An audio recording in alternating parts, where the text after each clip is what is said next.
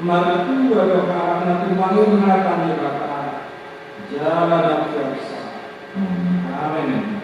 Mari kita membuat semua petunjuk atas salah bagi kita.